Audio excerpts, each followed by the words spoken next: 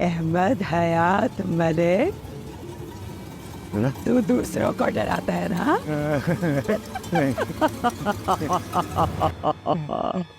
आज मैं तेरी जान निकाल लूंगी। आज तो तू गया बच्चे। मुझे माफ कर मैं तेरी रूह निकाल दूंगा।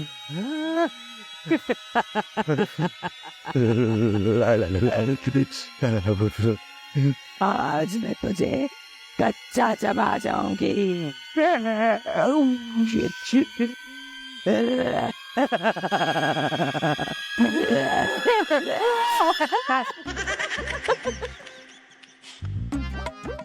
यार